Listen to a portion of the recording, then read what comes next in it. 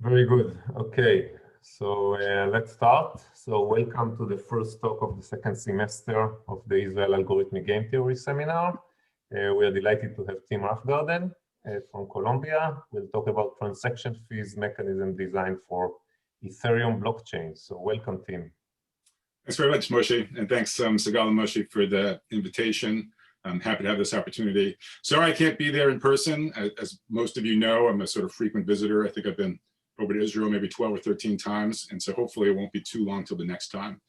So again, sorry I'm not there in person, but I'm glad to have this chance to tell you about some work I've been doing lately, applying mechanism design theory to blockchains. So this is going to be more of a mechanism design talk than a blockchain talk per se, but I did want to tell you a little bit about the blockchain context, just so you sort of understand the mechanism design problems that I want to study. And you know, there's hundreds of blockchains out there, and for this talk, you know, I'm very happy for you to just keep in mind, say, the two biggest blockchains, Bitcoin and Ethereum.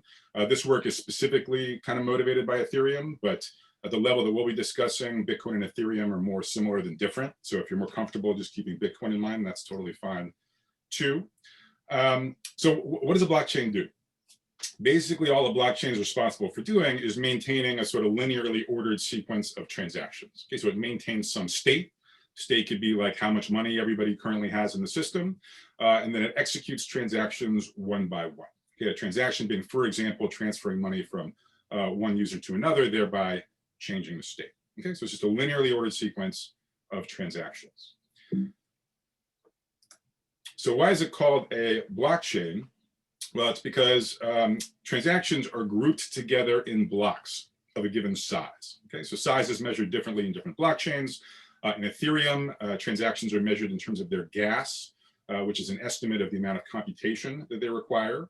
But in any case, you have blocks, they have a given maximum size. Think of it as containing maybe 500 to 1,000 transactions. And a blockchain is then just a linearly ordered, a totally ordered sequence of blocks. And within each block, there's a linearly ordered sequence of transactions. And blocks are published according to some schedule. Okay, so using a proof of work mechanism, if you've heard about that, doesn't really matter for us. Bitcoin, you get one new block every 10 minutes. Ethereum, you get one new block every roughly 13 seconds or so.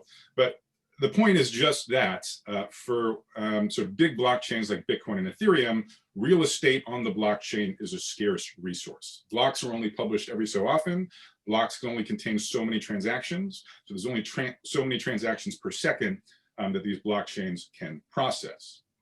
And for the really big blockchains like Ethereum and Bitcoin, the demand for that real estate far exceeds the supply. Okay, so there's many, many more transactions that would be happy to be executed on these blockchains than there is space to accommodate it. And so for that reason, blockchains like this have to have some kind of mechanism to pick of all of the transactions that would like to be included, which ones are you actually going to include? And again, presumably you want to include the more valuable transactions while excluding the spammy transactions. Okay, so that's what I mean by a transaction fee mechanism. Okay, of all the pending transactions, it picks a subset to put into the current block. So let me tell you how it currently works in Bitcoin, Ethereum, and many other blockchains. It's a very natural, just pay-as-bid auction. Okay, and in this context, people like to call it a first price auction, so we'll call it a first price auction. Okay, so a user who creates a transaction saying, for example, I want to transfer this amount of money from myself to somebody else. When you submit then transaction to the protocol to be executed, you also submit a bid. So a user offers how much they're willing to pay for their transaction to be included in a block and executed. Okay, all right, so payment to whom? Well, so as you maybe heard, blocks in these blockchains are assembled by miners. And so they are competing to solve a proof of work crypto puzzle to earn the privilege of publishing the next block on the blockchain. Okay, but you can think of this just as a lottery.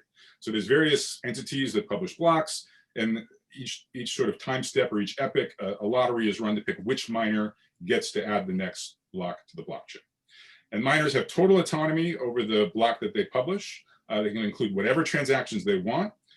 Presumably, most miners do this. They would maximize their revenue, so they would pack a block as full as possible with the transactions that have offered the highest bids. Okay, so that's sort of what we expect, and that's usually what miners do in one of these pay-as-bid or first price auctions. Tim, can I have something? Of course. on the previous slide, in fact, I mean, I think I know the answer, but I just want to make sure.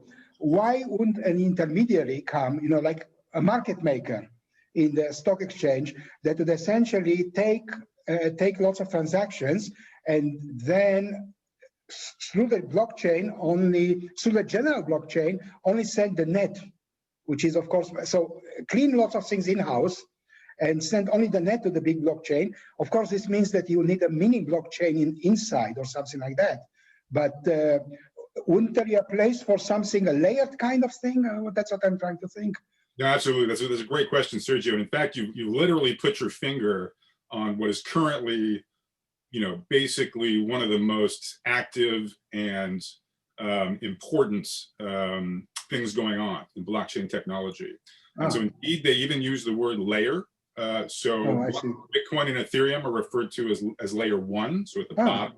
Okay. And then really 2021 is going to be the year of so-called L2 solutions. So layers that go on top, which are exactly meant to, you know, in effect, reduce the demand on layer 1, okay, by moving computation off chain. So that's exactly right. I had in mind market makers, yes, in the stock market, which is exactly what they do. Yeah. Yes. Yeah, so definitely there's going to be a hierarchy. We are going to see that, I mean, because that's the only way these blockchains are going to scale to accommodate the number of transactions we need them to accommodate. But even with all that hierarchy, there will remain this problem of at layer 1, you need a mechanism for saying who gets in. So all of these questions remain relevant, even with the L2 developments that we're seeing. Okay, so I told you what the status quo looked like. It's a first price auction, pay as bid auction. And it's, you know, natural enough, and obviously it's worked reasonably well. Bitcoin and Ethereum are successful blockchains. But, you know, for this crowd, you know, if we wanted to throw tomatoes at first price auctions, we all know how to do it. And in particular, it's quite difficult to figure out the right way to bid in a first price auction. We've known this from sort of game theory laboratory experiments for half a century. And it's no different. It's not somehow easier just because you're on a blockchain. Okay, so it's hard to figure out how to bid. And let me make this a little more concrete for you. So, I mean, as far as figuring out what bid to submit, that's usually not done by the end user. It's usually done by software known as a wallet that they're going to be using. So what I'm showing you on this slide is an example of MetaMask, which is one of the most widely used Ethereum wallets. And you can see it actually gives you sort of a menu of prices. It says, here's what we estimate you should bid, depending on how time critical your transaction is. Okay, so if you bid $22, it should get in, you know, in a matter of seconds. If you bid $17, you know, it might take sort of more like minutes or something. And so, you know, in MetaMask, they have smart people working there. So, you know, they're working hard to try to figure out what they should estimate, you know, presumably based on sort of recent bids, recent transaction fees. But anyone who's a regular user of Ethereum can tell you stories where basically the wallet did a terrible job of guessing what the bid should be. For example, by saying you should bid too low, and then you find yourself with your transaction just pending potentially for hours, okay? So point being is just bidding in a first price auction is a hard problem, okay? Really, even though people are sort of trying to be smart about it, it doesn't really work that well. And it's kind of one of the more annoying aspects of using Ethereum.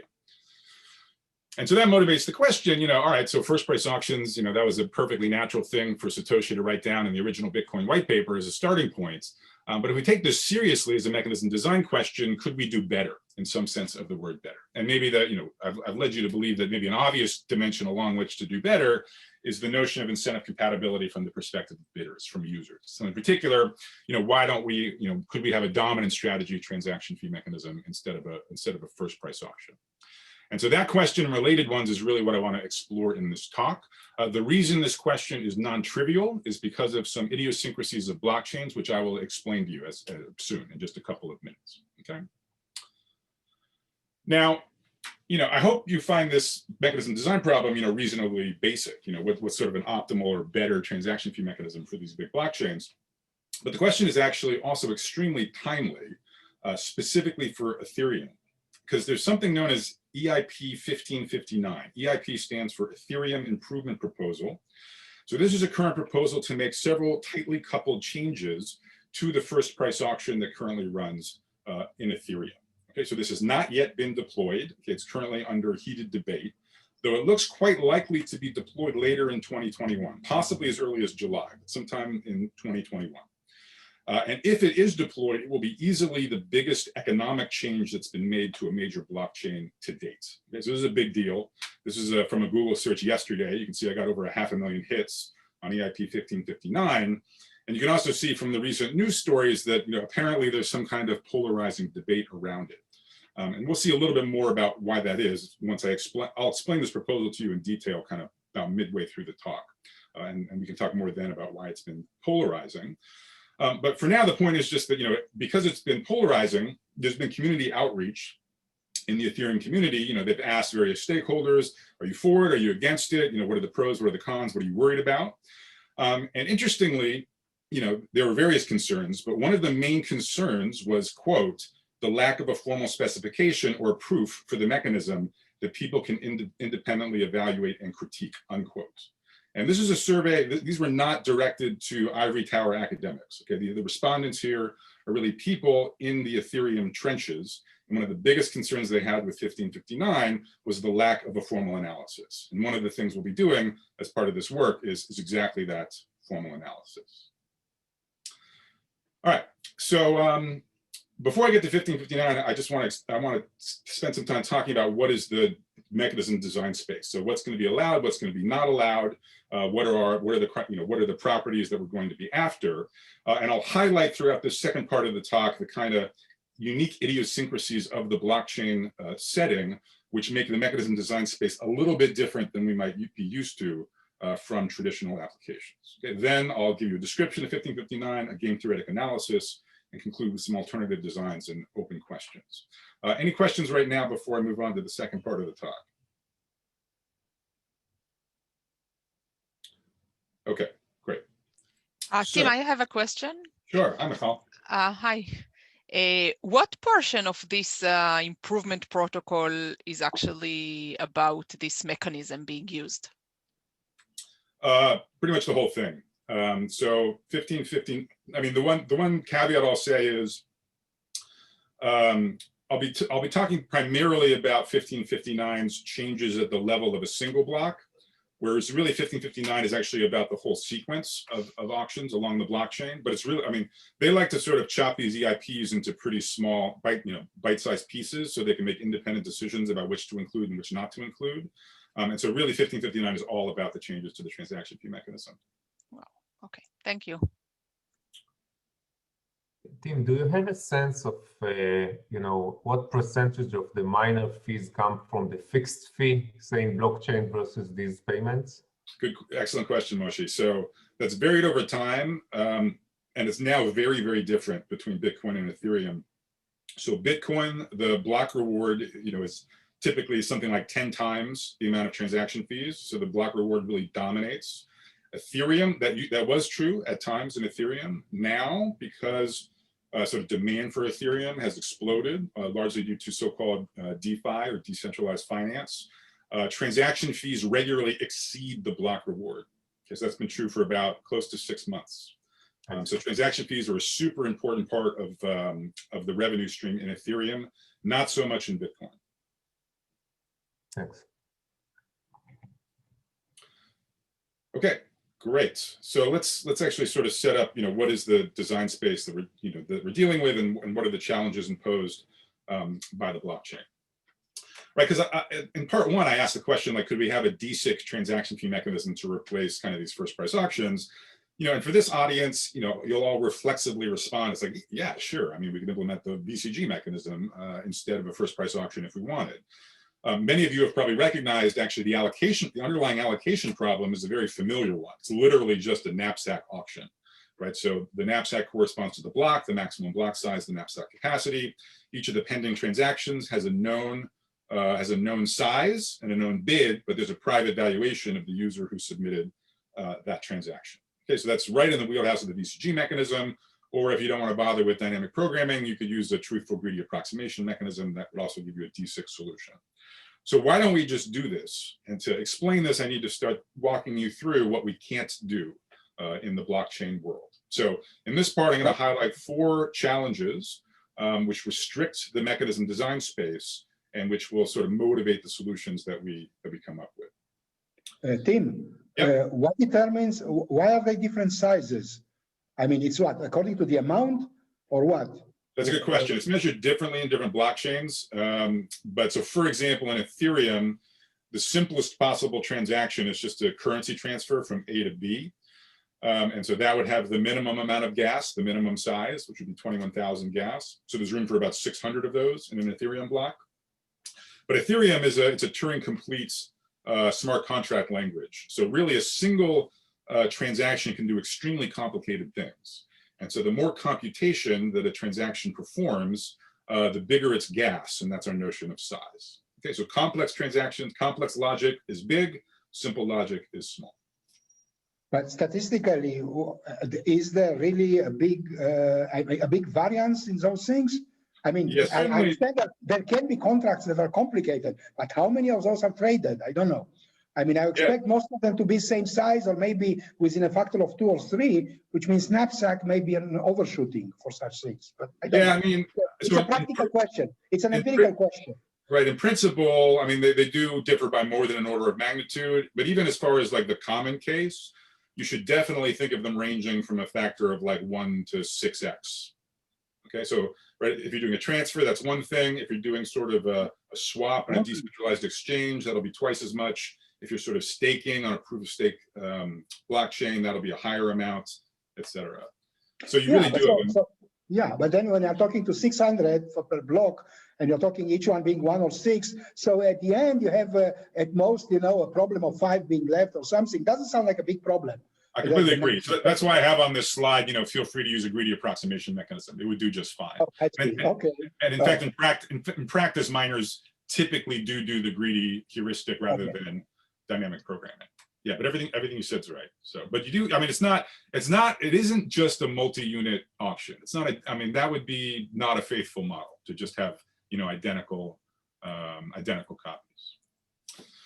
All right. So what's the mechanism design formalism that we all know and love? So we have an allocation rule X and a payment rule P, specifying who gets on the blockchain and who pays how much.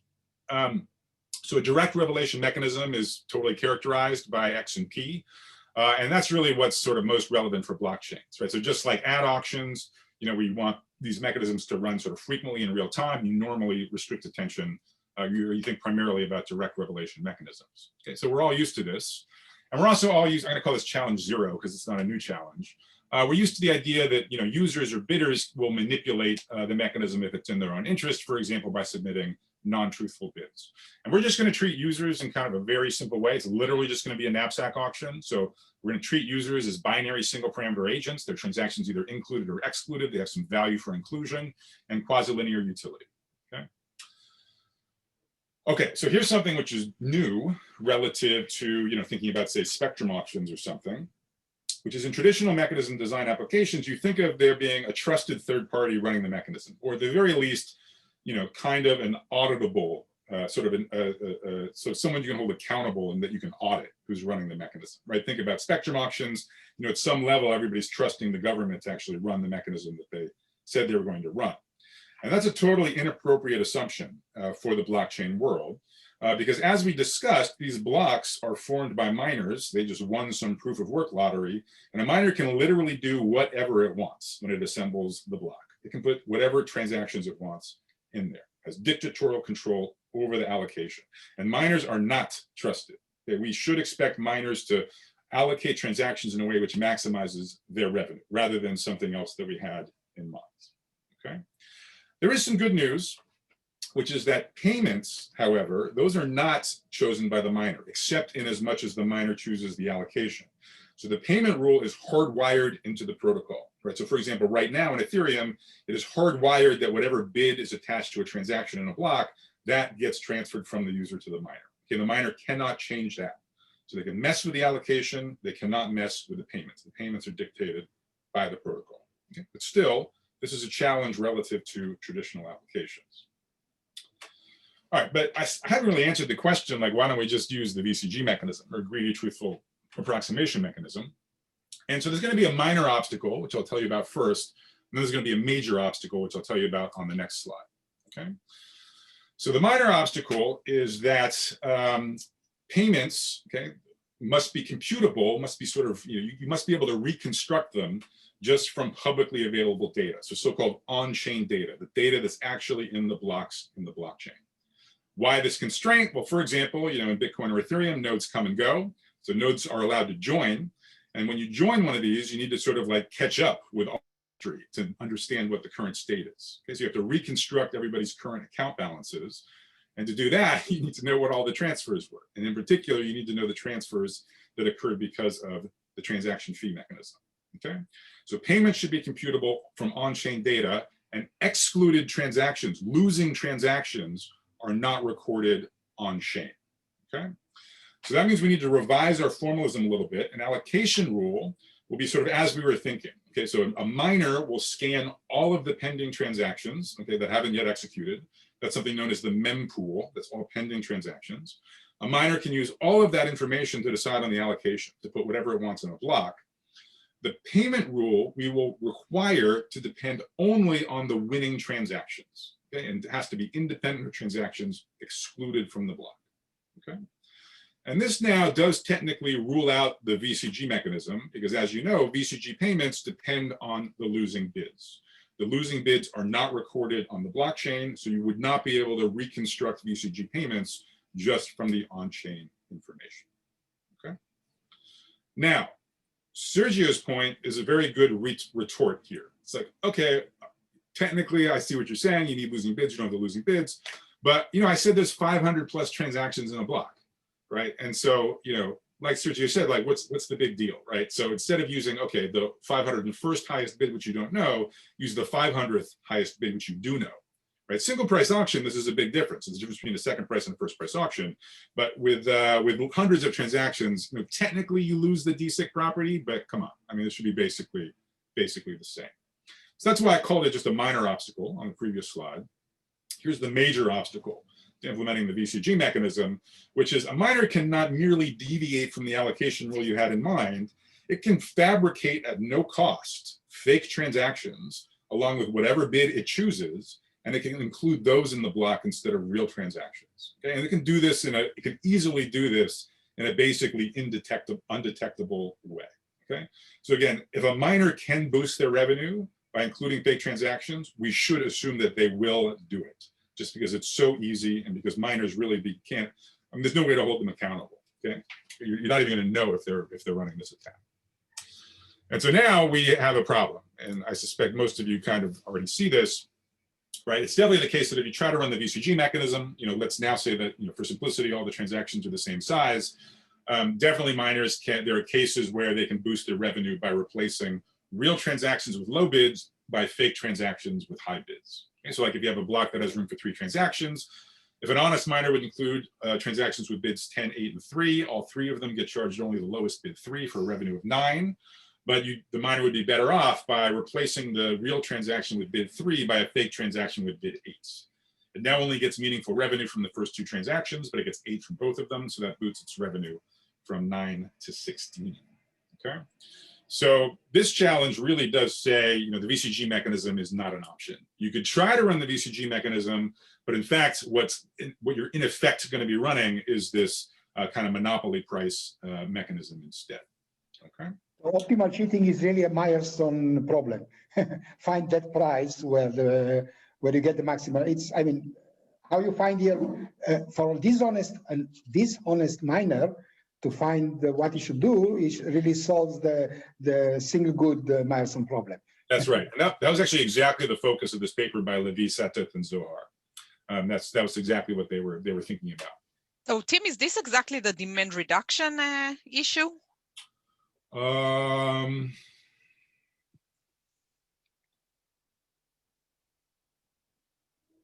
Yeah, I guess I usually think of demand reduction from the perspective of the buy side, but yeah, this is basically demand reduction from the sell side. Right. Yeah. Supply reduction. It should be, yeah, supply reduction, exactly. And anyone who's sort of seen like prior free digital good auctions and stuff is sort of familiar with these kinds of computations. It's the same kind of thing. Okay, so that's challenge 3. Okay, so fake transactions really you simply have to deal with. So I've already mentioned one incentive compatibility constraint or property, which for the users, which is the usual one, dominant strategy, incentive compatibility, truthful bidding being a dominant strategy. But to the point of challenge 1 and 3 is that we're also going to need an incentive compatibility constraint on the miner side, okay? And so the definition is, I think, what you'd expect. So we're going to call a transaction fee mechanism XP. Here, X is the allocation that the mechanism designer has in mind, the miner implementing. The miner, of course, can do whatever it wants. And P is the payment rule hard-coded into the protocol. The transaction fee mechanism is incentive compatible for myopic miners, or MMIC for short, if a miner maximizes its immediate revenue, meaning its revenue from the current block, by executing the intended allocation rule, and in particular using no fake transactions, okay? So I'm assuming here that the utility of a miner is the revenue they get from the immediate block. As some of you know, blockchains like Bitcoin and Ethereum have a block reward. It's currently 6.25 Bitcoins for Bitcoin, 2 Ether for Ethereum. We can ignore this for the game theory. Okay, this is just the same no matter what block the miner assembles. So it's basically just a constant shift to the utility function. So we'll just focus on, we just assume they want to maximize the immediate revenue from transactions, okay? And as we just saw, the VCG mechanism definitely fails this definition. Okay, a miner is not incentivized to follow the welfare maximizing allocation rule with no fake transactions. First price auction, if you think about it, definitely does satisfy this definition. Because in a first price auction, the allocation rule the mechanism designer has in mind is just to pack the block as full as possible with the highest bidding transactions. That's exactly the miner revenue, so the miner is totally happy to go along with that allocation rule. Okay, so first price auctions is MMIC, and the VCG mechanism is not. This definition may remind some of you of the very nice work on credible mechanisms initiated by Akbarpour and Lee, and it is similar, but there's also some differences. So one difference is, remember, we do have this good news going for us in the blockchain world that the sort of mechanism that, the person implementing the mechanism can't mess around with the payments. The payments are hard-coded into the protocol. Whereas in credible mechanisms, you think about someone who can mess around with both the allocations and the payments. And for that reason, for the characterization, for the definition, Akbarpour and Lee restrict attention to sort of plausibly deniable deviations by the person running the mechanism, meaning there might in principle could have been some bids such that that would have been honest behavior by the auctioneer. And because here it's sort of part of the problem that the auctioneer can't mess around with the payments, we're actually not going to need to worry about whether a minor deviation is detectable or not. We're going to be we'll be just handling all minor deviations, whether plausibly deniable or not. Okay. So are you going here to the obvious what's it called? Obvious strategy proof or something? Is that what you're referring to? Well, no, this is different. This is that Shengwu Lee or some other Lee? Yeah, Shengwu Lee and Mohammed Akbarpour. Yeah. No, so it's connected to that to his. I mean, again, roughly, I'm saying to his. I think it's called obvious something. Obvious strategy proof. It is. Yeah, it's definitely two different concepts. I mean, there's a superficial similarity in kind of the extensive form game formalism they use for both definitions. Yeah, exactly. Yeah, but so obvious strategy proofness is really purely from the bidder side. So you're not worrying about the trust of the person running it. You're really just saying how easy is it for the participants to kind of do the right thing. And so the incredible mechanisms, the focus is shifted onto whoever it is running the mechanism, and you're worried about deviations by that person. Okay, so that's a different. I mean, it's definitely a different concept. Incredible mechanisms. Yeah. It's an interesting cousin. Yeah, agreed. Yeah. Tim, you mentioned that you cannot manipulate payments, but actually your example from before in which you insert fake transactions is essentially payment manipulations, right? So you cannot manipulate payments except in as much as you can manipulate the allocation. You cannot manipulate the payment rule. The rule is fixed, that you cannot manipulate, but to what it applies, that you can. Yeah, exactly. That's well said. Okay, good. So this is a definition that basically is new to this work because it just hasn't come up in other applications. Okay, MMIC, that'll be important for us. All right, so what else could be MMIC? Like, what else could you do, right? So what's the design space beyond first price auctions? Well, you could try, like a posted price mechanism, for example, right? So just a sort of a straw man argument to get a feel for the design space. So imagine you somehow come up with a reserve price R. Okay, we'll talk later about how one might do that. And then just, the mechanism just says, fill the block with transactions that are willing to pay the posted price of R. Okay, if you have room for all of them, great. If you don't have room for all of those transactions, break ties somehow, like say randomly or whatever. Okay, and then the payments are just all included transactions, pay R per unit size. Okay, so that's another thing we could try. And the reason I mention this is because this is going to motivate sort of the fourth and final challenge that we have to deal with. Okay, so we're used to manipulation by users. That gives us like the DSIT constraint. We now understand the potential for manipulation by miners. That gives us the MMIC constraints. But we actually also have to worry about collusion between the miner and users. Okay, so that's the last thing I want to talk about. And in particular, so I mentioned this reserve price, this posted price mechanism, so you can see concretely how this would work.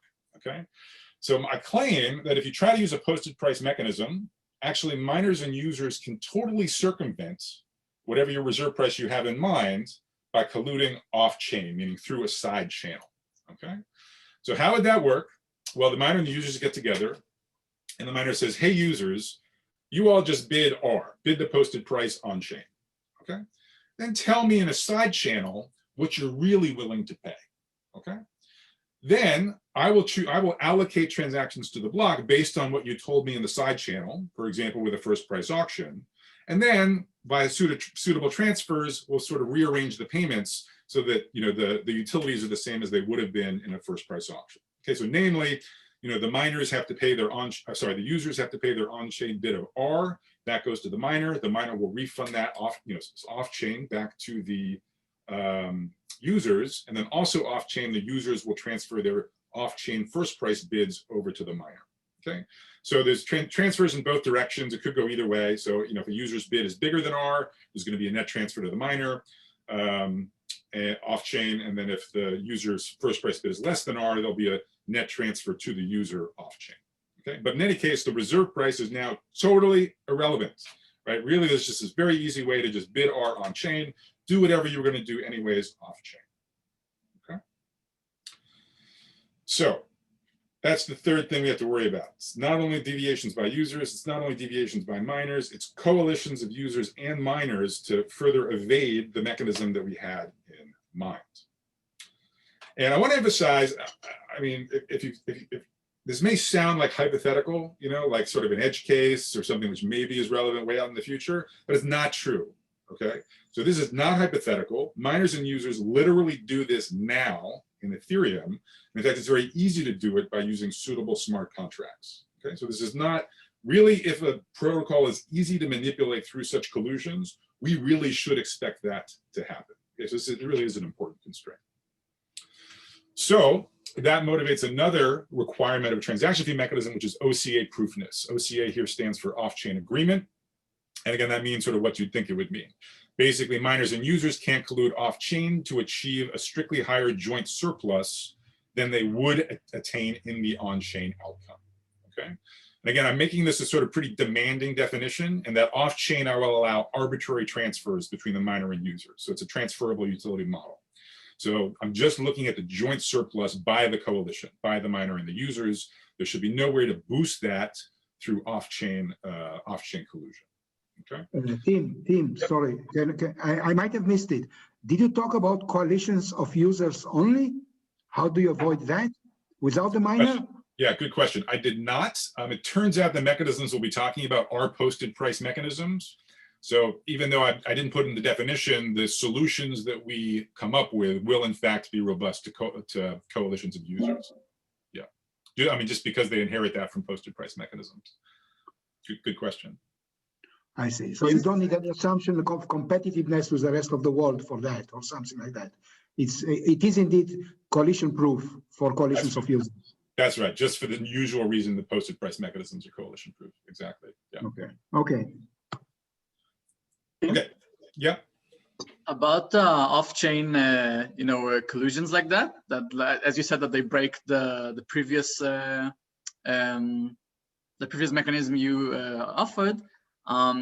Isn't that the problem that payments outside of the chain aren't binding?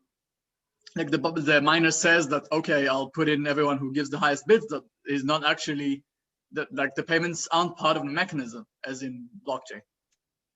Right. I mean, with suitable smart contracts, they can still be done in a sort of enforceable way. Not enforced by the blockchain, right? Correct. Well, I mean, I guess it's semantics a little bit. Not by the blockchain's transaction fee mechanism, but rather by smart contracts, which are then themselves on chain. Cool. Thanks. Yeah. Okay. So, I showed you a non-example before I showed you the definition, right? So the reserve price-based mechanism totally didn't work. A first price auction, if you think about it, does satisfy OCA proofness, because basically whatever the miner and users want to do off-chain, they can simulate that perfectly on-chain just by setting their bids equal to what the transfers would have been off-chain. Okay, so first price auction. So Tim, yeah. Sorry, before you said that we do see collusions of miners and users, and currently we are using first price auction. So what type of collusions are we seeing? Okay, good question. So something which is outside my model, an interesting question for future work. Well, so there's a couple things, I guess, but so you might strike a deal with a miner. Well, let me mention the early example. So it turns out some users care not just about inclusion in a block, but they also really want to be, for example, the first transaction included in a block. And so something you could do off-chain would be you'd say, hey, miner, I will pay you this bonus if you include my transaction first in a block. Okay. That would be one example. There's also, reasons of privacy that people sometimes want to do this. But yeah, so one would expect it one would expect these off-chain markets to grow if someone actually deployed a non-OCA proof mechanism, but they do exist now. Okay. So that's it for the challenges. So let me remind you what they all are. So we have the usual one, deviations by users. That means we want a DSYNC mechanism. Challenges 1 and 3, the miner's untrusted, can do whatever it wants with the allocation, can include fake transactions. So we want an MMIC mechanism. And then, challenge 2 is this one that we just need to restrict payment rules to depend only on winning bids. And then we also we want OCA proofness so that we're robust to collusion by miners and users. Okay. So this is like the list of extra stuff we have to deal with compared to our parents' mechanism design theory. On the other hand, we should also ask, look, I mean, do we have anything going for us by virtue of kind of being in this blockchain setting? Is it all bad news? And there actually are, there is one thing we have going for us, which is that, an auction for a single block is not just some one-shot auction, in a vacuum, right? There's blocks that have come before it. There's a history we can learn things from, and there's a future. Okay, there will be more auctions coming up if that's helpful for us. Okay, first price auctions do not take advantage of either of this type of benefit, but in principle, a mechanism could. How would we do that? Well, so first of all, we could actually choose the mechanism based on past auctions, right? So based on the publicly visible outcomes for previous blocks. For example, we could set a reserve price or a posted price based on the blockchain history. Okay, first price auctions don't do that, but we could do that, and we will in EIP 1559. Secondly, because the payments are hardwired into the protocol, it actually gives us tremendous freedom with how those transfers are arranged. So for example, we could take revenue from the users. Again, this would be the protocol doing this, taking revenue from the users and not transferring it to that block's miner. Where could the money go instead? Well, it could just burn it, like take it out of circulation. Okay, you could just hardwire that into the payment rule, or you could redirect it. Okay, for example, to miners of blocks in the future, if there was some reason to do this. Okay, and we'll see that there is, in fact. Okay. So this is the good news, and actually 1559 will take advantage of both of these benefits to overcome the 4 challenges and sort of improve over the first price auctions and set of compatibility properties. So I need to expand the formalism a little bit to take advantage of, in particular, the second benefit. So we're going to have an allocation rule X. I'm actually going to split payments into now 2 rules. I'll call one the payment rule. That's what's paid by the users and goes to the miner of the block. And then there'll also be a burning rule Q. Okay, and that's payments by the users that do not go to the miner of that block. Maybe they're burned, maybe they're redirected to future miners or some foundation, whatever. But the point is, the burning rule, they're paid by the users, but not collected by the block's miner. Okay, and as we discussed, the payment and burning rules need to be reconstructible from public data. So they can only depend on the included transactions, must be independent of the losing transactions. Okay.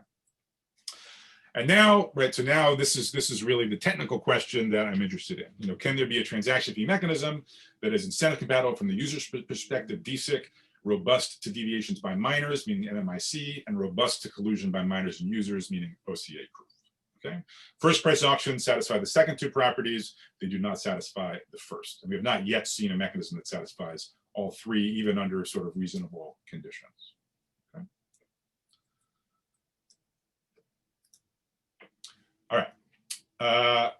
Questions before I move on to 1559.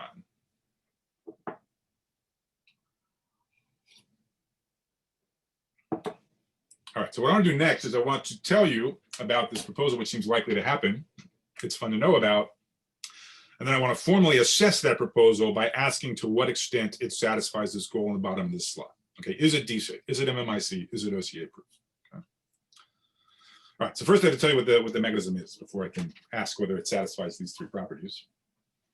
So really the Tim, goal, you had five restrictions previously, now you're down to 3. So you threw 2 out, right? You had from 0 to 4. That were 5 challenges. So what are we did you throw out? so I combined 1 and 3 into MMIC. Oh, 1 and 3 are now 1, okay. And then 2 is sort of implicit in the payment and burning rules I'm allowing as part of the design. I see. Okay, so you are satisfying all challenges. I see. Okay, Correct. you didn't throw out anything. Okay, good. Thanks. So this, at the bottom of the slide, this is meant to compile kind of everything we've discussed so far into the goals we've now set for ourselves. Okay, so the claim is this is my attempt at capturing, you know, the combination of those 5 challenges. Okay, all right, so how does EIP 1559 work? So there's actually several tightly coupled changes. So it's actually gonna take me a few steps to explain, you know, in hindsight, it'll seem reasonably natural, but it'll take me a few steps to explain it all. Like what we'd really love to have, right? Okay, so suppose we want to make, so the big failure of first price auctions is it's not DSIC, it's worse than that. I mean, it's really legitimately difficult to figure out how to bid in first price auctions. So we want to make things easier for users. How easy could it possibly be? Well, pretty much the easiest would be a posted price mechanism, right? So as a user, you just know in advance, look, you know, you can pay 20 bucks and be in this block or not. You can wait for a later block. Okay, but it's up to you. Take it or leave it offer. So that's what we'd love to have, okay? And indeed, the first key idea in 1559 is that each block will come attached with a reserve price. Okay, in this context, it's called a base fee. Okay, I'm going to note that by R. And this will be, you know, remember benefit number 1, this will be a function of what's happened in the blockchain thus far. Okay, and we'll talk about how that's set, but you know, just there's some history up to this point. That's going to sort of deterministically fix the base fee R for the next block, which acts as a reserve price, meaning transactions that bid less than the base fee will be ineligible for inclusion. And we're gonna have to worry about off-chain agreements, of course, but we'll get there, okay? So here's the difference between sort of our previous attempt at using a reserve price. In 1559, the revenue raised by this base fee are going to be burned, okay? They are not going to be passed on to the miner of that block, okay? And that's exactly to disrupt the off-chain agreement we saw a few slides ago, okay? So every block has a base fee, function of the blockchain's history, revenue from that base fee are burned. Do not go to the miner of that block. Okay, so let's talk more about sort of how this base fee gets set, okay, as a function of the blockchain history. Well, so first of all, what do we want, right? So if just if an optimal base fee or reserve price fell from the sky, what would we love it to be? And I claim, you know, what we'd love would be a competitive equilibrium. Okay, so we really love it if we just figured out a price, which is the market clearing price for the current set of pending transactions. Okay, the current mempool. Market clearing price meaning, you know, you look at the block capacity, you know, which in Ethereum is 12.5 million gas, and you would love it to set the price so that exactly that much gas of transactions would be willing to pay the price, and then those are going to be exactly the ones in the block. Okay, this would, by the first welfare theorem, this would give us, you know, full economic efficiency. Right. So this is what we'd love to guess the market clearing price for the current block, somehow based only on what we know from the previous blocks. Okay, and now, you know, the obvious way to approach this, right, would be tâtonnement, right? So you basically just sort of adjust the base fee upward or downward according to whether it appears to be too high or too low, based on previous blocks. Okay, so. But there's a question now, which is kind of like, how do you, can you really tell whether your current reserve price is too high or too low based just on on-chain information? Now, if the last block is under full, right? So if like only, if it's only half full, then you're like, okay, probably my base fee is too high. Okay, I should let in some more transactions, so I should lower the base fee. But suppose the last block was full. Okay, remember, the excluded transactions are not on-chain. Okay, you only know who got included in the block. So if you see a full block, you cannot differentiate between scenario one, you have the reserve price, the base fee exactly right, or scenario two, your base fee is too low and you should raise it. Okay, that is not evident. Just, you cannot, a full block doesn't differentiate between those. So here's key idea number 2 in 1559, which is we're actually going to have elastic block capacities. Okay, so currently every block has a hard cap of 12.5 million gas. We're going to change that, or 1559 changes that to an average block size constraints of 12.5 million gas. And if necessary, you can go up to double that in a particular block. Okay, so you can go to a double size block if you need to. You'll have to make up that later with lower than average size blocks.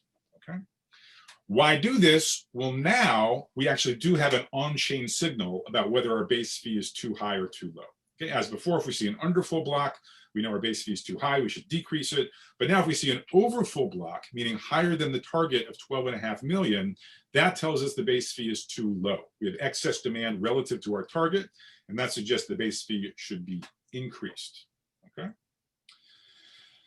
You might be wondering how exactly is that decrease or increase done? The game theory doesn't really depend on this update rule, but just because I'm sure some of you are curious, I'm going to put it on this slide anyways. I should also say that a very interesting direction for future research would be to have a theory which gives guidance about how this update rule should be set. I think that's pretty unclear right now. But in any case, the one that's going to be implemented, basically the base fee will be able to go up or down by at most 12.5% from one block to the next. So if you have a double full block, that's going to result in the base fee getting increased by 12.5%. If you have an empty block, it's going to be decreased by 12.5%. And then you just do linear interpolation between those two extremes to figure out the percentage by which the base fee goes up or down from block to block. Okay. All right. So there's this base fee. It's a tâtonnement process, which is guided by really the quantity of demand information that's recorded on chain through these variable block sizes. And we still need a third idea in 1559, though. I told you two, base fee, variable size blocks. And this third one is motivated by two questions. We'll have a single solution to both. So first of all, you might be asking, look, like you're burning the base fee. It's not going to the miner. But why should the miner care about transactions at all, right? The miner's going to get the block reward no matter what. And if transactions give it no revenue, why not just mine empty blocks? They collect the block reward and leave it at that. Question number 2 is, okay, it's fine to sort of temporarily double the maximum block size, but it's still possible that there's even more than that gas worth of transactions willing to pay the base fee. So the base fee is way too low. Maybe even a double-sized block is not big enough to accommodate everybody who would be willing to pay that base fee. So in that case, you need the mechanism the posted price mechanism has to decide which ones get included. And so the final key idea is to basically layer a first price auction on top of the base fee. Okay, so these are called tips in 1559. So these, just like the base fee, these are paid by the users. Unlike the base fee, these will be transferred to the miner of a block. Okay, just like fees are in today's first price auctions. Okay, so technically, things are a little bit more complicated for users under 1559. Previously, they only specified one parameter, how much they were willing to pay. Sort of an offer, how much to pay. Now they're going to do two things. They're going to specify a fee cap. You should think of this as, it should be basically the valuation. So it's the semantics are, it's the max that the mechanism is allowed to force the user to pay. And then the user will also specify how much it will pay above the base fee in tip. Okay, delta sub t, that's the payment to the miner. Okay. So when you submit a transaction under 1559, you submit the fee cap CT, you submit the tip delta T, and now this basically induces a bid with respect to any base fee R. Okay, namely, you're willing to pay R the base fee plus delta sub T the tip to the miner, except you want to cap it at the fee cap CT. Okay, So a user submits 2 parameters, and those together induce a bid for every possible base fee R. Okay.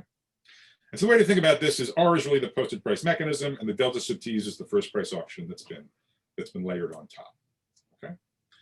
And often when I get to this point and I tell you there's this first price auction layered on top, you know, I get a very sort of disillusioned response, right? So, because I said all of this, the point was to make things easier for users, and the first price auctions are really hard to bid in.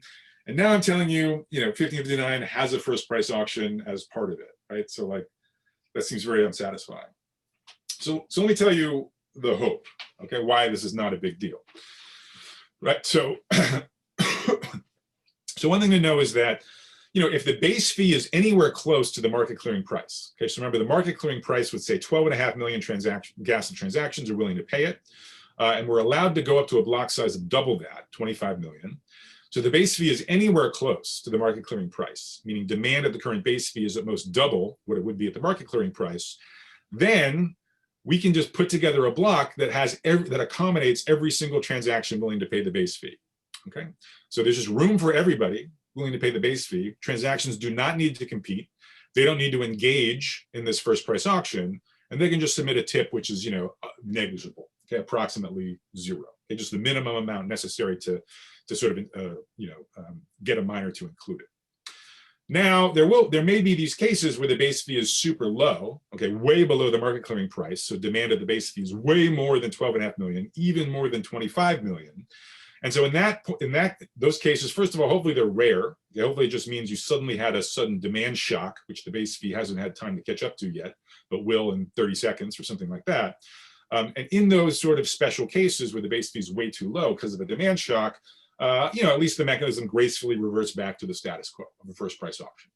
So the hope would be that, you know, 5% of the time it's no worse than it is right now, and 95% of the time it's much better for users than it is right now. Okay, that's sort of the dream behind 1559. All right, so here's the recap. This concludes this part of the talk. Any questions before I briefly go through the analysis? Hi, Tim. Oh, sorry, go ahead. No, go ahead. Hi, Itai. Okay. You mentioned earlier that currently Ethereum fees are larger than the minting rate. So if you're implementing 1559, then it means that in every block more Ether disappears than is created. I guess this does not affect the game theory, but it might be an issue. Right. So Itai raises a good point, which is that if fees are burned, rather than going to the miners, that has that sort of deflationary pressure. So basically counteracts the inflation, which Ethereum has traditionally implemented through the block reward. And I talked about how 1559 was polarizing, and I won't have much time to talk about it, but this is exactly the reason why it's polarizing. It's because a side effect, it's not really the main purpose of the proposal, but a side effect of the proposal is it basically takes revenue away from miners and instead gives them to Ethereum holders, okay, through sort of deflation of the currency. So basically many miners hate the proposal because it's going to decrease their revenues by some amount. It's not totally clear by how much, but it's certainly going to decrease it at least a little bit. Whereas kind of everybody else loves it because everyone else is an Ether holder and is happy to have their currency worth more because of deflation. So that's the one sentence reason why this is so polarized, because of this redirection. Tim, can I ask, is it known who made this proposal? Is it like a single person, a body? It is, and actually, I'm actually now, well, I guess I have a slide in a couple slides that says it, but yeah, so it's by Vitalik Buterin, who's also the founder of Ethereum. Okay, thank you. So I have another question. Why? What's the point of imposing this max block size in the first place? Wouldn't it be more flexible to let just the market play, and it would also solve some of the problems you mentioned before? Yeah, I mean the problem. So good question. You know so a couple of things. So I mean there's various sort of technical constraints basically. And you know there's things like network, right? Because remember these blocks are being produced every 12 or 13 seconds or something, and also everybody who's running a full Ethereum node, they have to sort of pay attention to every single block. They have to execute every single smart contract, which is in every single block. So it's important that the blocks are sort of lightweight enough that all of the full nodes can both receive through network communication, through peer-to-peer network, and process a block, faster than the block rate, right? So if they're coming out every 13 seconds on average, you basically want a full node to be able to keep up with just doing 1 or 2 seconds of processing per block, something like that. So that's one thing that pushes back on it. But my understanding is an even more severe issue is the rate of growth of just the Ethereum state. Okay, so remember, the full nodes have to basically remember, the entire blockchain since the beginning of time, which granted is only 2015 in this case, but you get the point. And so by limiting the sort of throughput, you also limit the rate at which that state grows. Okay, so you'd like the state to grow slowly enough that you sort of expect technological advances in storage and computation to sort of keep up with it. And so that's the other thing. But you can also see why, that really says that it's not a big difference whether it's kind of on average 12.5 million gas per block or at most 12.5 million per block, right? Because the rate of state growth, that's sort of a long-term thing. Average, maximum doesn't really matter. And you're right that you could imagine sort of allowing miners to just choose their own sort of block size with no maximum. And indeed, one of the papers I mentioned earlier by Levy and Sadeth and Zohar explored that idea. The current thinking is that the better solution is along the lines of what Sergio suggested, which is the so-called layer 2 scaling. So keep sort of limited capacity at layer 1 to make sure it's sort of super secure and you sort of know exactly what's going on. And then, introduce the potentially unlimited capacity at higher layers. Tim, would you say that this is basically a first price auction with the addition of the base fee sort of guiding the players about where to bid, right? Because the tips are small and the bids are sort of around the base fee. Is that correct to say? Yeah, that should be the common case, right? So I think of the first price, in some ways it'll be really, hopefully this is deployed and we'll see what actually happens, because it's a little bit armchair speculation at the moment. People are doing simulations and stuff, but it's not actually a field experiment. I think of the first price auction as really just sort of a tiebreaker for the unusual case that you don't have room for everybody willing to pay the current base fee. From a user perspective, basically the hope would be, you decide, like, do you care if your transaction gets delayed for like 30 seconds or not? Okay. And if you basically if you're fine waiting 30 seconds, then you should set the tip to be negligible. If you really want to make sure it gets in the next block, then you should also add in a non-trivial tip, okay? Unless you've sort of observed that the base fee has been very stable recently, something like that. So that's the thinking of how people will use it, but we'll see how people actually use it. So it might lead to a first price auction, but in very extreme cases. That would be the hope. So the hope would, because one thing that to remember is it's really about, it's not about whether demand is high or low. If demand is high or demand is low, but it's pretty stable, the base fee is going to be around the market clearing price, you're going to be fine. So it's really a demand shock, okay, where the base, there used to be low demand, so the base fee is low. All of a sudden demand is high, so the market clearing price jumps a lot. And then you're going to need some number of blocks for the base fee to catch up. Remember, it can only go up by a factor of 9/8 with each block. So if it needs to go up by a factor of 2, you're going to have to wait 6 blocks or whatever for it to get that high. So there'll be this period of 6 blocks where it's too low and the first price auction will come into play. But then hopefully there's a stretch of hundreds of blocks where the demand is sort of stable enough that the factor 2 flexibility is sufficient.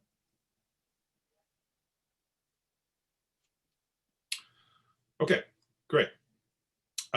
So I know I'm running out of time, but let me just hit the high points. So Noam asked, who came up with this proposal. And I should have said this earlier, but it's proposed by Vitalik Buterin, who's also the founder of Ethereum. And he's been developing this idea for a while. He has a series of posts going back to 2014. But here's one of the posts where he details a lot of it. In July 2018, and in fact, this was immediately after the EC18 in Ithaca, which he went to, spoke to a number of people at EC, which further sort of shaped his ideas on this topic, as you can see. He basically had already invented it, but he clearly had some nice conversations at UC about it. And you can see in this paragraph what he says his goal was of 1559. Okay, so to just discourage basically strategizing by miners, by users, and by coalitions of miners and users. So that's basically what he says. There was no formal analysis. So now let me tell you the formal analysis. Let's actually articulate the extent to which the proposal meets these goals as formalized by these notions of DSIC, MMIC, and OCA proofness. So let me just, so with the definitions, the proofs are not so hard. So I'm going to just sort of go over them with a light touch. So let's do these properties one at a time. Let's do MMIC first, OCA proofness second, and then DSIC third. DSIC is sort of the most interesting to talk about. All right, so the 1559 mechanism is MMIC. Okay, why is this true? What does MMIC mean? It means the mechanism is supposed to follow the intended allocation rule and not include any fake transactions. What's the intended allocation rule? Like a first price auction, we're just sort of expecting a miner to maximize the revenue it gets from tips. So to pack the block as full as possible with eligible transactions, eligible meaning the bids at least the base fee, and then subject to the maximum block size, which is now doubled what it was before, maximize its tip revenue. Okay, and just like with a first price auction, right, the miner is totally happy to do this. Right? I mean, it's just it's a revenue maximizing allocation rule for fixed bids. Fake transactions, moreover, they're even worse than they were. I mean, in the first price auction, they were sort of irrelevant. Now they're strictly harmful for the miner because they actually have to pay the fee burn for whatever fake transactions they include. Okay, so they're very strongly incentivized not to have fake transactions. They're also just happy to follow the allocation rule because all they can really do is maximize their tips. Oh, and I should say, one thing that's super important here is that the base fee is independent of anything that happens in the current block. The base fee is deterministically fixed by the previous blocks on the longest chain of Ethereum. Okay, that's crucial here. All right, so moving on to OCA proofness. So the claim is it is OCA proof. So at the moment, we're basically just saying the 1559 mechanism does not give up on the two nice properties that first price auctions had. Okay, which is good. So why is it OCA proof? And remember, here's where it's really important that this base fee gets burned rather than passed on to the miner. Remember, several slides ago, we had that attempted a posted price mechanism, but we saw how miners and users could evade it by going off chain. They can no longer do that because the base fee is burned. So they cannot manipulate it because it's fixed totally by previous history, and they cannot evade it. Okay, any transaction which gets included in the block, this base fee will get burned. Okay, and that's taken away from the coalition of the miners and the users. Okay, unlike before, it doesn't. That payment does not stay within the cartel; it goes outside of the cartel because it's a burned base fee. Okay, and so remember what OCA proofness says. It just says that miners and users should be able to maximize their joint surplus with the on-chain outcome. So joint surplus here is just going to be, the value of the transactions less the amount lost to the fee burn. Okay, and this can be achieved by just bidding on chain. Okay, so for example, if everyone bids their value, then the on-chain outcome will be exactly this joint surplus maximizing outcome. Okay. So good. So we don't lose either of these. Question. Yep. So what about the tips? Like, do they come into this OCA consideration? Yeah, so they do not. I mean, this is because of the transferable utility model that I'm using. So basically, the tips are a transfer from the users to the miner of that block. So it stays inside the coalition that we're worrying about. We're worrying about the current miner plus the users. Any payment from one member of that cartel coalition to another it does not affect the joint surplus. It's just a transfer. So this is really, so people, like I said, the fee burning is easily the most controversial aspect of 1559.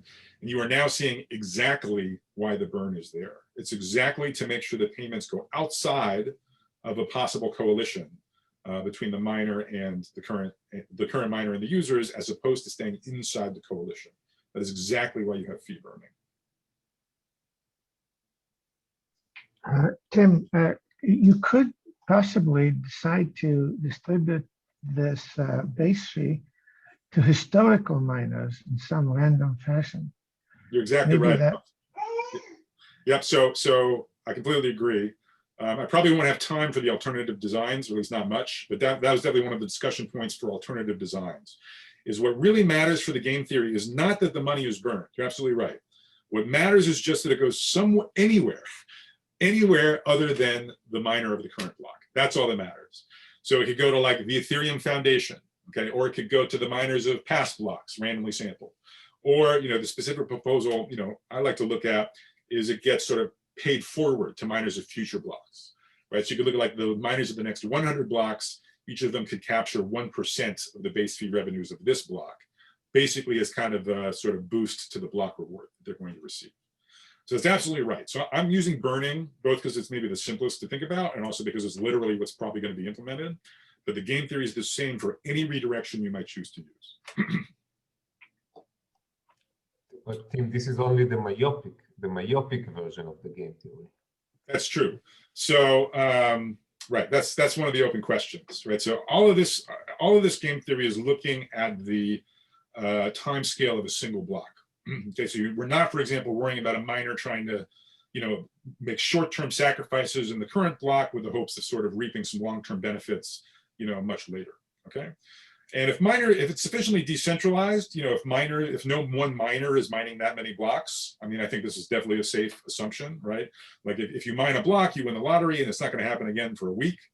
I think the myopic miner assumption is pretty good. Once you start having mining pools that are possibly coordinated and have 10% of the hash rate, there is more to worry about, and my work does not address that. That's going to be one of the open questions. The one thing I do want to emphasize is already at the time scale of a single block, right? There's already a lot to worry about. Bidding manipulation by users, allocation manipulation by miners, and then protocol manipulation by cartels of miners and users. All three of those are already super relevant, even just with this sort of tunnel vision on the single block time scale. Mm-hmm. All right, so I haven't really said anything interesting yet because we already had a mechanism, a much simpler mechanism, that was OCA proof and MMIC, first price auctions. First price auctions' big failure is that they're not DSIC from the users. They're not DSIC. Okay, so bidding is not truthful bidding is not a dominant strategy. And I'm sure you've all noticed, like, there's no way that the 1559 mechanism is DSIC either, because it includes as a special case a first price auction, right? I mean, the base fee is 0. It's literally a first price auction, right? So it's not even close to DSIC. Okay, that's true. So we're going to need some qualifications. But now you think, okay, but like, why would the base fee be 0? Base fee would only be 0 if like nobody was using the blockchain, in which case, you wouldn't have a problem. Okay, like in a first price auction where where the supply exceeds the demand, you can just bid 0 or epsilon, and it's fine. And so more generally, you're kind of only worried about the case where the base fee is way too low. And there's so many transactions willing to pay the base fee that they're then forced to compete through their tips, through the sort of layered first price auction. So the revised hope would be, okay, it's not DSIC always, but let's say unless you have a super stupid base fee, then it's going to be DSIC.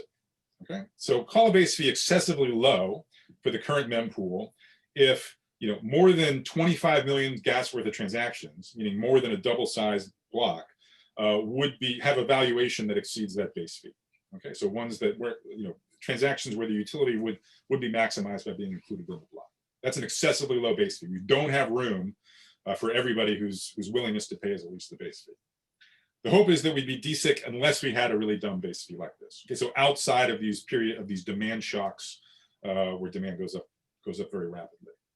This still isn't quite right because if for some reason users overbid, then you have this issue that the base fee may appear excessive. It sort of acts as if it's excessively low with respect to the reported bids, if the bids are sort of higher than the valuations, even if actually you did come up with a good base fee, meaning something which is not excessively low with respect to the actual demand curve, with respect to the actual valuations. Okay, so it's a small extra thing that can go wrong. Users overbid, you can kind of revert back to the excessively low case, even though you do have the right base fee. So the hope would be that those are the only two obstructions to DSIC, and they are. Okay, so the theorem says that suppose the base fee is not excessively low for the current mempool, meaning if you look at the subset of transactions with valuation at least the base fee, they fit in at least a double size block. Okay, so a 25 million gas block. And moreover, assume that no user overbids, meaning that the fee cap, so V sub t is the true valuation, C sub t is the reported fee cap, which is just the sort of language for the maximum willingness to pay in 1559. No overbidding means the fee caps are at most the valuation. Then in fact, truthful bidding, meaning setting your fee cap equal to your true valuation, is utility maximizing for every user, okay? So from the user perspective, unlike a first price auction, you do not have to reason about how anyone else is bidding, other than you need to believe that they're not overbidding. And again, it's a dominated strategy to overbid. Okay, so it's not that strong an assumption as a user to assume that nobody else is overbidding. And you also have to assume that you're not in one of these exceptional periods of a demand shock. But in that case, indeed, bidding is super straightforward. Okay, for every user under 1559, just bid your true value. And basically the reason for this is that under conditions 1 and 2, I mean, this just literally does act as a posted price mechanism where the posted price is equal to the base fee. Okay, so conditions 1 and 2 just tell you that there's enough room for all of the transactions that have bid at least the base fee. Okay, and in response to a question that Sergio said earlier, so this actually means because the incentive compatibility comes from a posted price mechanism type argument, it holds also for users that collude, okay? Or even for users that control multiple transactions in the mempool, assuming they have an additive valuation over the transactions in the mempool. Okay, and again, this is just inheriting the usual properties you get of posted price mechanisms, because that's basically what's going on here. Conditions 1 and 2 are conditions under which it acts like a posted price mechanism. All right, so just to sort of summarize, right? So first price auctions, they're very simple. They took no advantage of the unique benefits of the blockchain setting, the fact that there's a past, the fact that there's a future, the fact that you can burn. And so they did get 2 of the properties, MMIC, so robustness to minor deviations, robustness to cartels, but not at all DSIC. Basically what 1559 does very successfully is it takes advantage of the special benefits of the blockchain setting. It makes use of the past to set a base fee, which hopefully will usually be a reasonable approximation of the market clearing price, thereby turning the mechanism into a posted price mechanism. Plus, taking advantage of the possibility of money burning or otherwise revenue redirection, because all of that's hardwired into the protocol in order to prevent the miners and users from evading that base fee through off-chain agreements. Okay.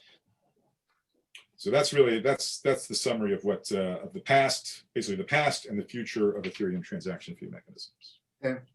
Yep. Then can I have a question about future blocks? So you said something about that if we have a block that's longer than the usual 12.5, we want future blocks to be shorter because I suppose they want to maintain the rate of blocks at the same previous level.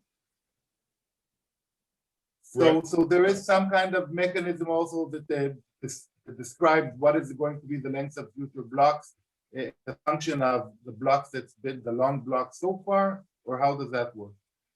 You mean how does the base fee evolve as a function of the block size? So how does, I mean, it seems like there is some part of the proposal that you didn't describe, which determines the size of future blocks as a function of previous long blocks, because you want the average block size to remain 12.5, so you need some kind of mechanism to shorten future blocks, or am I missing something here? Yeah, no, good question. No, I mean, you're right. I sort of glosses over the rug, but I mean, it's very elegant. I mean, so the mechanism does not explicitly modify the allowable block size. Literally, the block size constraints are always exactly the same. The target's always 12.5, and you always can, in principle, do a double full block if you want. So the size is just controlled through the evolution of the base fee. So let me see if I can see where that was. Right, so here. So, it's tâtonnement. So if you have a too big block, it's going to go up. If you have a too small block, it's going to go down. And in fact, if you sort of, write out this formula, what you'll see is that if over a long duration, the average block size exceeds 12.5 million gas, the base fee at the end of that interval will be arbitrarily large, basically. So the base fee goes to infinity with time if the average block size exceeds 12 and a half. And so we have. So you have to assume that the base fee stays bounded, basically. And as long as that's true, you're going to meet the 12 and a half. You're going to meet the 12.5 million.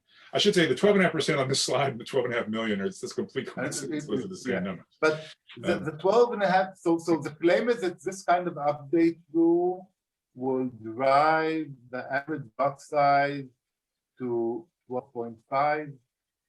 And yeah. So the claim is the only way that the base fee can stay bounded, by some bound B over an interval of length capital T would be if the average block size over that interval is at most 12.5 plus epsilon million gas, where epsilon is a function of T and B.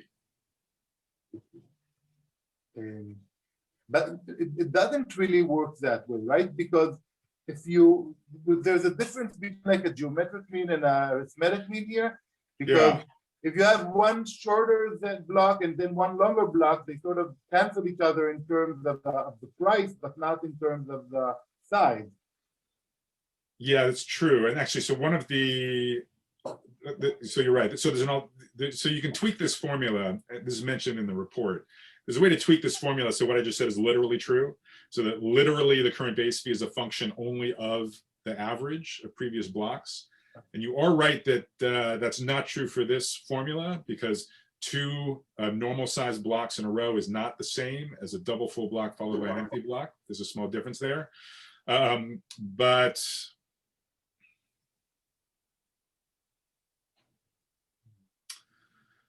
yeah, I mean, is the statement I said, let's see. Right, so I guess, right, so, but it drifts downward, I believe. It drifts in the right direction, I should say. So if memory serves, I'd have to redo this calculation. But so you're right that it drifts if you just alternate empty blocks and double blocks, but it drifts, the base fee drifts upward, I believe. So I believe what I just said about the interval statement is still true. It's just not a two-sided argument. It's kind of only on the upper bound side. So I'd have to double check that. But basically, this is the mechanism that ensures a block correct average size. That's right. It's done totally implicitly through the base fee. So in particular, if you think back to having the base fee, which is not burned, right? So one thing that's really weird there is like that argument didn't even matter how big the base fee was, right? So really just off chain, basically like, temporarily the users would pay this massive amount if the base fee was big to the, and then to the miner, and then the miner would just refund it and all cancel out. So if you, with an off-chain agreement, you actually can force it so this base fee goes to infinity and you just have a long sequence of double full blocks. But with the burn base fee, that really can't happen. Because it seems like that, future, so if the price has gone up, then in future blocks, so if I'm now, future block size is going down, it is small, then somehow we would want to compensate this miner of the future short block, right? So he's not getting enough money because he's not getting the base fee at all. He's only getting the fits, so he's getting less fits. So a good target perhaps for who to give the money from the burnt money to would be future miners of short blocks or something like that. Yeah, so in the case where it's burned, right, it doesn't matter. You're not getting it anyways. In the case where you wanted to pay it forward, I mean, this is the reason why I say do it over the next 100 or over the next 1,000 blocks, right? So it's just sort of smoothing out, whatever the variation had been over a sufficiently long interval. I would think that would be, I mean, you don't want, I mean, it's dangerous to introduce some like new incentive for miners to maybe publish short blocks. You know what I mean? You wouldn't want them to sort of, you wouldn't want it that they actually could submit like a full block, but they choose not to because of some special treatment for miners. Oh, right. Okay. So you want to be careful. Okay, thanks. Yep. All right, so I know I'm way over time. so there's some alternative designs mentioned in the report. Let me just leave you with 3 open problems, and then I'll take Q&A. So conjecture number 1. So we saw that the 1559 is not in fact always DSYNC, MMIC, and OCA proof. It does satisfy all 3 of those properties under reasonable conditions, namely a decent base fee and no overbidding. I conjecture that there is no transaction fee mechanism that always satisfies all 3 of these properties. Yeah, it's a conjecture. I don't know if that's true. Problem number 2, Moshe mentioned about non-myopic miners and long-term manipulation, perhaps. So for example, you could imagine miners sort of, temporarily publishing short blocks to try to drive down the base fee to reap more revenue in the future. Here, my conjecture is it's not mathematically precise, but I think there should be some way to make it precise, which is I believe that the incentives for long-term manipulation by non-myopic miners after the change are no worse than they are now. Okay, so even in today's Ethereum, there's plenty of opportunities for long-term manipulation, which miners don't seem to be able to pull off. And so the claim is that, whatever it is obstructing them from long-term manipulation now should still be the case if this change is made. Finally, just for a pure mechanism design question, I mentioned at some point credible mechanism design, and I said one of the differences, or maybe I forgot to say this actually. So the traditional, so they're not exactly the same as we discussed, but it would still be cool to kind of like narrow the gap between credible mechanism design theory and these blockchain problems. And one difference is that the results of Akbarpour and Lee, they are for single item auctions, right? So they characterize credible mechanisms for the single item auction problem. And the blockchain allocation problem, it's pretty simple, but it's really not a single item auction. Okay, it really is a knapsack auction. So I would like to know, what are the credible knapsack auctions? Single shot. So they call it static. So what are the static credible knapsack auctions? And I believe this question is even open in the special case of identical size transactions, which corresponds to multi-unit auctions with unit demand bidders. Okay, so this I think is a really nice, crisp mechanism design question, which would bring that theory a little bit closer to the problems in blockchains. So that's all I've got. Sorry for going way over. Appreciate all the great questions. Thanks very much. Great. Thanks very much, Tim, for the wonderful talk. Thank you. So if anybody needs to leave, you're free to leave. And if anybody still have questions, I guess Tim can stay for a little longer.